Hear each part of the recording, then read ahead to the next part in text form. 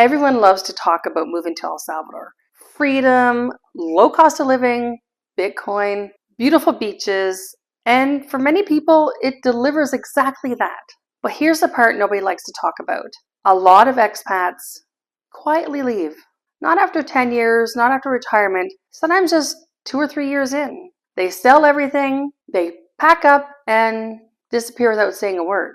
No YouTube video explaining why, no goodbye post, just gone. And after living here for 18 months, talking to many expats, reading forums, Facebook groups, relocation blogs, and watching people come and go, I've discovered the real reasons why people leave El Salvador. Some are obvious, some are surprising, and some nobody wants to admit. If you're thinking about moving here or wondering if this lifestyle is sustainable long term, this video might be the most important one that you watch. Buenas tardes, mis amigos, y bendiciones para todos ustedes. Good afternoon, my friends, and blessings to you all. My name is Charity Hagenaars, and bienvenido a mi canal if you're new here, y bienvenido de nuevo for already old amigos. The first reason is the cost of living lie. El Salvador is cheap if you live exactly like a Salvadorian local, with no AC, no imported food, no North American lifestyle. But most expats don't actually want that. They want comfort, they want air conditioning, they want reliable internet. They want the imported groceries. They want nice, clean neighborhoods, private health care, and this is where reality hits.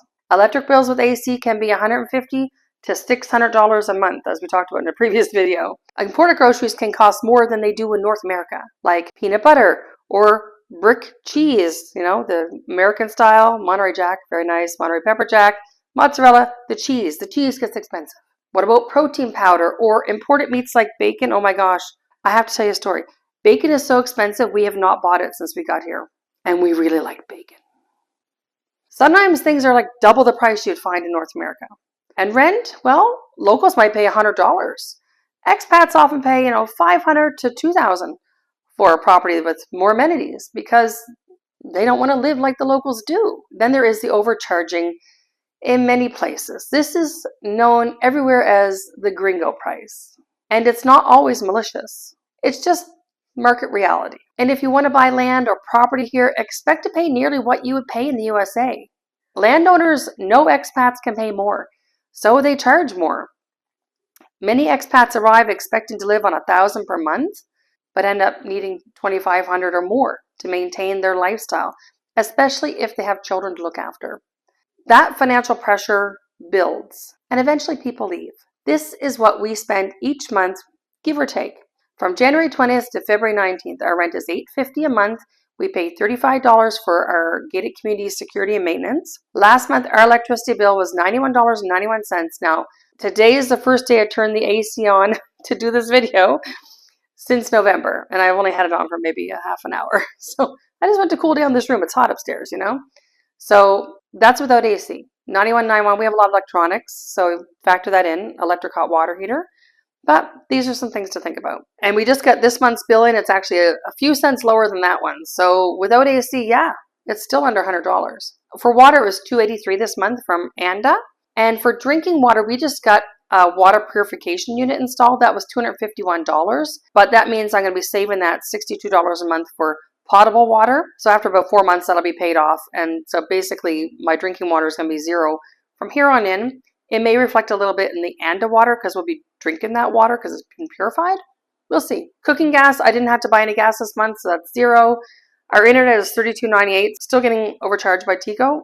I'm still going to look into that. Maybe we can get Claro for a little cheaper. Cell phone this month is $63. I did $12 plans for GJ, Willem, Lawrence, and Annika, and a $15 plan for myself. So that's $63 for the 5 cell phones. For groceries, I'm just going with $7.80 because I'm rounding it off. I have a year's worth of data of all our groceries, and it comes out to about that. Some months we do a huge PriceSmart order of stuff that lasts us forever, and some months we don't go to PriceSmart at all. I went to PriceSmart last Sunday, and I hadn't been there 6 weeks or something. So that kind of comes and goes. And we typically get our meat either through Maxi Dispenser, like ground beef, or we have a local butcher now that we're using to get nicer meats like steaks and stuff. They're not North American steaks. They're nice Salvadorian steaks. They cook up real fast and they taste very good. So I'm just going to go with $7.80 for the groceries. because that's what my data has shown me for the last year. For school, it's $75. That's for the bus because I got to pay $25 per child. Eating out this month, a little bit more than last month. I think it was $363.42 because we just started going to church at Union Church in San Salvador. It's at 10 a.m. every Sunday. So anyone watching this that wants to try it out, I highly recommend it.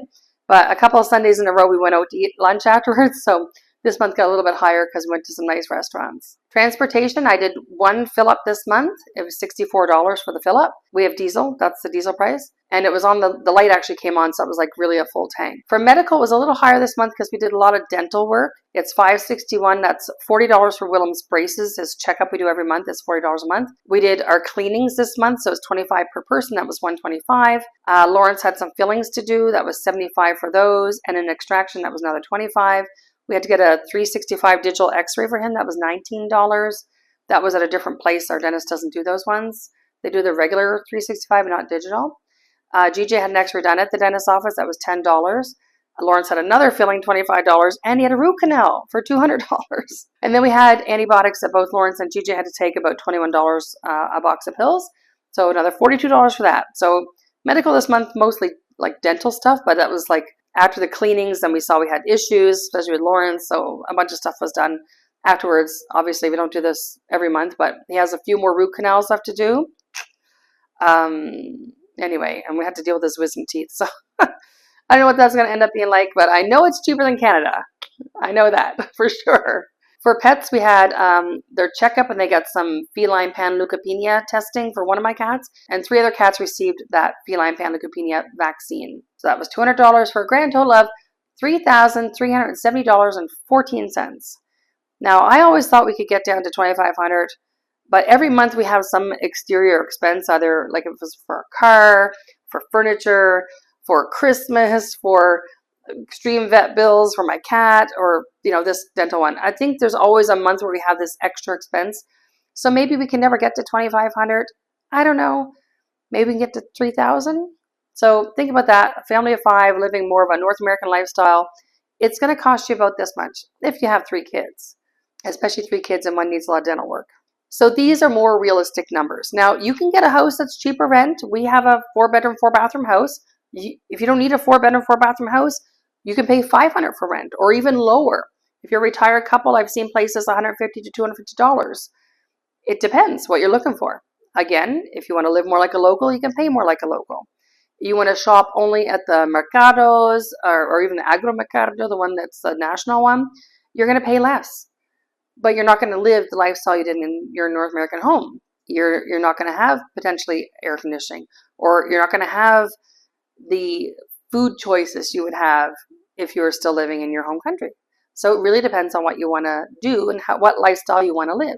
But these are more realistic numbers that you can plan on spending if you want to live that North American lifestyle here. So keep that in mind. For our second reason, we have the infrastructure fatigue. This is one of the biggest silent deal breakers. Utilities are not North American reliable. We do not have running water 24/7 in my community, for example. That is why every house here has a cisterna, also known as like a water tank. But we accidentally ran out once while we were living in this house due to having 3 house guests that took a shower each of the 2 days we don't have running water from ANDA, and it ended up draining the cisterna. I think they really enjoyed the hot water. And one time in our old house, we had a toilet that was running when the kids flushed it when we were out one day. It kept running and it drained the tank. So these are things that can happen. Or your pressure tank goes. In our other house, the pressure tank went twice on us.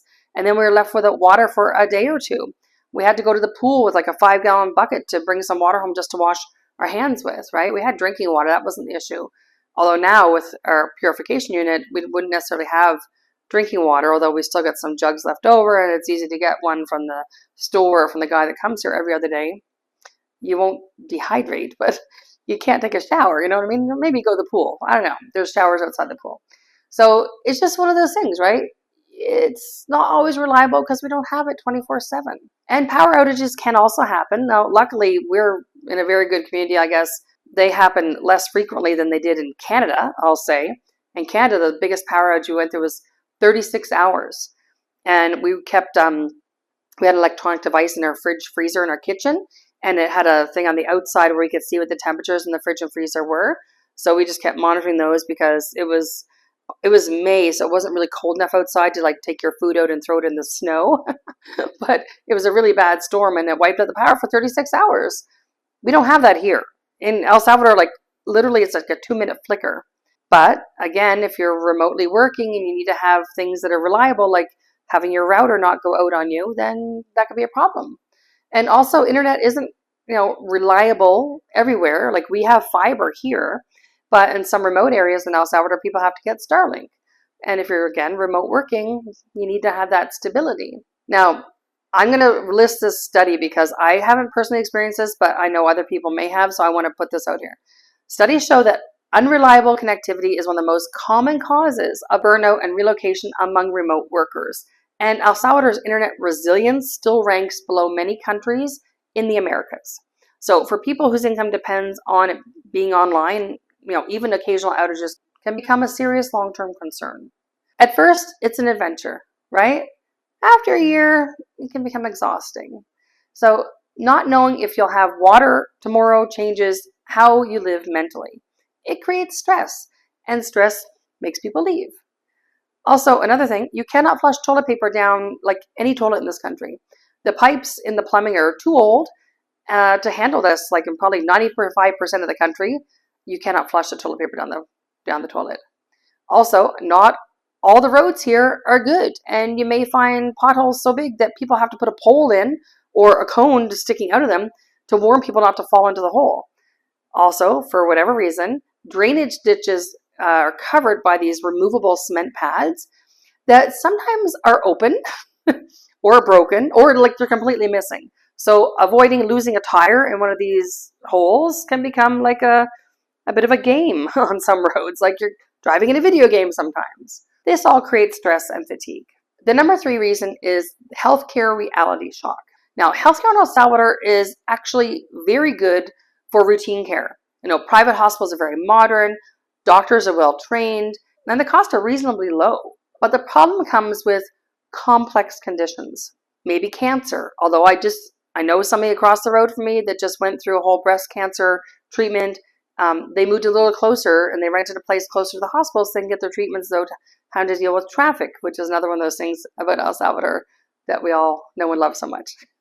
So I'm not saying every cancer, because I know this lady just went to the treatment, but potentially there is a type of cancer here that is harder to treat. Or if you need heart surgery, maybe you're thinking you can't get the type of service you need here, or neurological disorders, or maybe rare diseases. Many expats eventually realize, if something serious happens, they may need to return to the United States or to Canada to get that treatment. And for Canada, because medical is, I don't want to say free. Free is the wrong word. We pay for it in our taxes, but you don't get to pay at the hospital. So maybe you decide to go back because you have to go through some medical treatment that you just don't want to pay for here or can't afford, or maybe you can't get the right treatment here. I've not experienced this. I just know that I heard a story about a guy who had to go back to the States to get surgery and then to come back to El Salvador.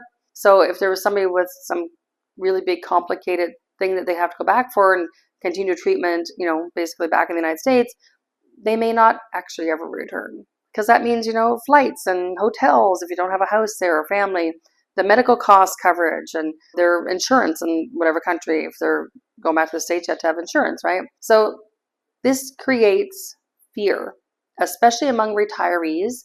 Many leave simply because they feel safer aging in their home country. And not because El Salvador is bad, but because aging makes people risk averse. All the care that we've received here has been good. And the wait times are excellent. In Canada, I can tell you a story again. I'm a really good storyteller. In Canada, I went to the ER. Maybe it was back in 2001. It was quite a long time ago. Because I have asthma and I could not breathe at all. I could not breathe. The wait at the ER, I was told, was going to be 8 hours or more. So in a few minutes after staying there, I realized, you know what? I'm going to drive back home because I drove myself there. And I called an ambulance instead. And they treated me for my asthma right in the ambulance. As soon as they arrived at my house, they took me in the ambulance and they gave me the mask with the medication I needed. And again, once when I got back to the hospital, I was already feeling better by the time they were like doing the admission stuff. And then they got really angry at me when they heard I'd been to the hospital and then left.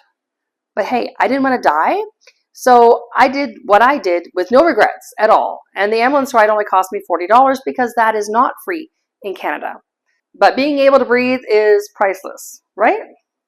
Exactly. Number 4, bureaucracy burnout. Now, this one surprises people the most. Simple tasks can take weeks. Getting residency, opening up a bank account, registering a vehicle, getting a driver's license, everything involves paperwork.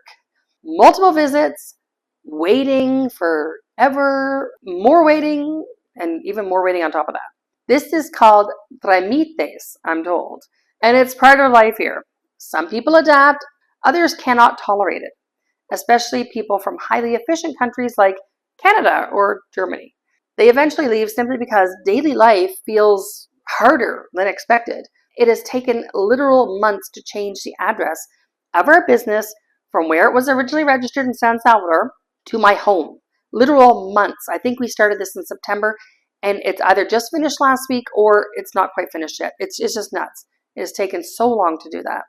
So this is one of the main reasons that we started our second channel. It isn't the big things that wear you down. If those were a problem for you, you would not have moved here in the first place. It's not the big things. It's the little things that wear you down. Not being able to find vanilla or flour to bake your favorite cookies at Christmas time. Not being able to pick up 2x4s to build a small cabinet. Or not knowing where to get a big cutting mat for the new crafting desk that your husband just made for you. In fact, you can watch that video on my new channel right after you finish watching this one. And the 5th reason is Bitcoin expectation versus the reality. This one is controversial. Many people moved here because of Bitcoin. They expected a crypto utopia, a futuristic Bitcoin economy, Bitcoin city, paying for everything in Bitcoin. But reality is slower. And yes, Bitcoin was legal tender and is still used in many places. I mean, I just used it the other day to pay a guy for the delivery fee for a jewelry box that I ordered from Facebook Marketplace. He said I had to pay for the delivery up front, and I said, how do you want me to do that? Bank transfer or Bitcoin? He said Bitcoin. It's still used. Yes, some places accept it, and some places like PriceSmart, Super Selectos, McDonald's, gas stations, they still accept Bitcoin. But most locals still prefer cash. And many businesses technically accept Bitcoin, but quietly prefer USD. Actually, we went to the McDonald's on Los Proceres a couple of Sundays ago, and we hadn't been to McDonald's since 2019, and that was in the Netherlands. So this is our our regular trip to McDonald's in foreign countries. So we went to the other day, and it had the electronic menu, and it said at the bottom, you could pay with Bitcoin. And when I got to the cash, I was going to pay with Bitcoin. I had my little ticket with me, and they had to go get this tablet, and they couldn't figure out, the screen wasn't refreshing. She couldn't type the amount in. Like, they say they take Bitcoin, but they don't use it enough to be familiar how to do it. And I've had it many times where I've had to show them how to do it on the terminal, and a couple times where I did not show them, they just picked on-chain instead of Lightning. I end up paying a huge fee. That happened twice. So now I try to make sure that I see what they're pressing, make sure they pick Lightning, and I use it like a PriceSmart every time we go. Every time I go into the store, I use it at PriceSmart. I've used it at Walmart. I've used it at the Dollar City. I don't go to Super Selectos very often, so I haven't really used it there. And I never think to do it at the gas stations, but I'm told by other people that the gas stations take it. So I only go to the gas station like once a month, and I never think about it. Some Bitcoin expats came here purely for the ideology, not the culture, not the lifestyle. And when reality didn't match those expectations, they left. The people who stay are the ones who love El Salvador itself, not just the Bitcoin. Bitcoin was just the gravy on top for the ones who do stay. The 6th reason is language isolation. Now, this is one of the most underestimated reasons. If you don't learn Spanish, life becomes very limited. Simple tasks become very difficult, like answering the phone when it rings. It used to terrify me when the phone would ring with a Salvadorian number, and I'm thinking, I don't know what to say, and I just would like freeze. Even if I had a whole thing learned of what to say to answer the phone, the moment the phone rings, it all goes out the window. And if you rely on a translator and the translator's on your phone, that becomes a little difficult, right? Or you need a lawyer that's bilingual or a translator there to go through all the documents. And this actually costs you more because you don't know the language, because you need to get a translator to translate documents. And then, your lawyer or your notary have to stamp all that. So it actually ends up costing you a little bit more money. If you don't have to rely on lawyers and friends and helpers, you need to learn the language. Some expats just never integrate. They live inside the expat bubble, and eventually they feel isolated. Humans need connection, and without language, connection is very difficult. Many leave simply because they never truly felt at home. And I'm not saying nobody here speaks English, because that's not true, but you probably won't find enough people in all the things you do in your daily life to have that conversation with, to make that connection. Reason number 7, the climate breaking point. The heat sounds amazing until you live in it full time. Not vacation heat, I mean like permanent heat, and humidity, and sweat. No seasons, no break. There's no fall leaves here. There's no pumpkin spice latte with a sweater on out in the breezy air. No, that don't happen here, unless maybe you go to El Patel and you need to bring your own pumpkin spice seasoning, because I've not found that here, just saying. Some people love it. Others physically cannot adapt to it. Your sleep suffers, your energy drops, and after a year or two, they leave simply because their body never adjusted. And we have friends here from British Columbia who just left to go to Argentina. They told us that when they lived at the beach, the moment that they left the comforts of the AC and tried to do something outside, like garden or clean your car or whatever, within 10 minutes, they were soaking wet in sweat. Their energy just dropped. It was totally zapped out of them. And they moved out to the mountains in Tamanique, but they still said that they wanted cooler climates. And they've now moved on. We warn people that if you do not like heat and humidity in your own country, you won't like it here either. So don't move to the beach. Move to a higher elevation. It is really easy to fix the heat with altitude. You just move up higher. I thought it was really going to bother me, but I was surprised at how my body has adapted. I'm not saying I don't sweat, because I certainly do. And I keep a little handkerchief with me, or a couple folded up paper towels with me all the time to wipe my brow. But you get used to it. And you take a shower every day, or sometimes twice a day if you need to, or go to the pool. There are options to deal with the heat. And I find myself on cooler nights having to close the windows and getting an extra blanket, which I honestly never thought when we moved here I would ever need to do that. I had to actually wear pants to go to bed a couple weeks ago because the temperature dropped so much. It got down to 12 degrees and I was freezing. I had other blankets on the bed. I had the covers over my head because my nose was just frozen. I was trying to fall asleep. So yeah, I kind of got used to the heat, and now just a little bit of coolness gets a bit too cold sometimes. The 8th reason is family and emotional. This is the number one reason people leave. It's not the money, not the infrastructure. It's family. Grandchildren are being born. Parents are aging. Health declines. Emergencies happen. And distance suddenly becomes very painful. Living abroad sounds exciting until something happens back home with your family. Now, many expats return not because El Salvador failed them, but because the family pulls them back. This is emotional gravity, and it's very powerful. Reason number 9, the identity crisis nobody talks about. This is psychological and rarely discussed. When you move abroad, you lose your identity. You're no longer the expert. You're no longer fully independent. You become the outsider, and you struggle with the language and the systems and the culture. And some people rebuild, but others feel permanently displaced. And then they return home simply to feel normal again. And this happens more than people admit. And sometimes when you move to a very rural community where you are living like in a very poor area with locals, you may be told that not everyone is your friend.